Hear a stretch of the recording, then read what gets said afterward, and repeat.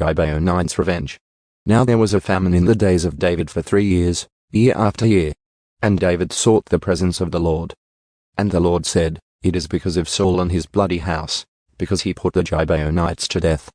So the king called the Gibeonites and spoke to them. Now the Gibeonites were not of the sons of Israel, but of the remnant of the Amorites, and the sons of Israel had made a covenant with them.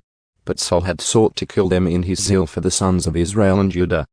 David said to the Gibeonites, "What should I do for you? And how can I make amends, so that you will bless the inheritance of the Lord?" Then the Gibeonites said to him, "For us it is not a matter of silver or gold with Saul or his house, nor is it for us to put anyone to death in Israel." Nevertheless David said, "I will do for you whatever you say."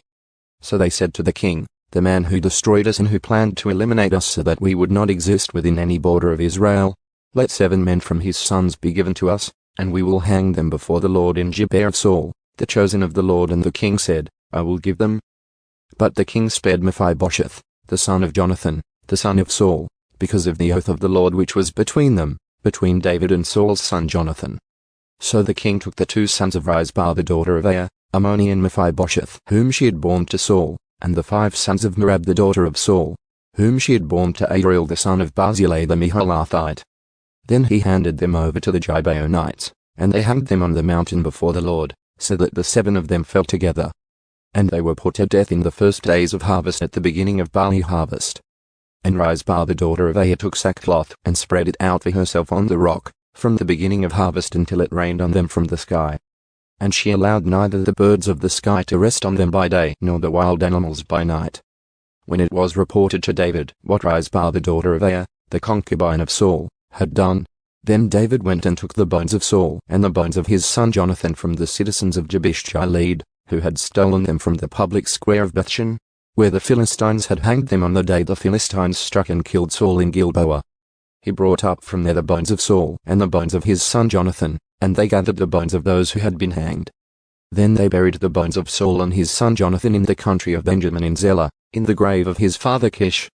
So they did everything that the king commanded, and after that God responded to prayer for the land. Now when the Philistines were at war with Israel again, David went down, and his servants with him.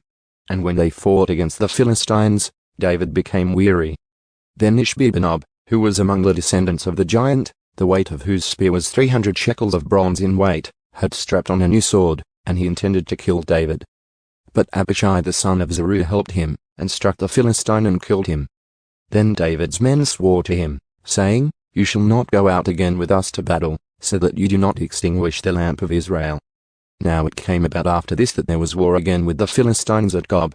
Then Sibbecai the Hushathite struck and killed Saph, who was among the descendants of the giant. And there was war with the Philistines again at Gob, and Elhanan the son of Jehoiakim the Bethlehemite killed Goliath the Gittite, the shaft of whose spear was like a weaver's beam. And there was war at Gath again, where there was a man of great stature who had 6 fingers on each hand and 6 toes on each foot, 24 in number, and he also had been born to the giant. When he defied Israel, Jonathan the son of Shimei, David's brother, struck and killed him. These 4 were born to the giant at Gath, and they fell by the hand of David and by the hand of his servants.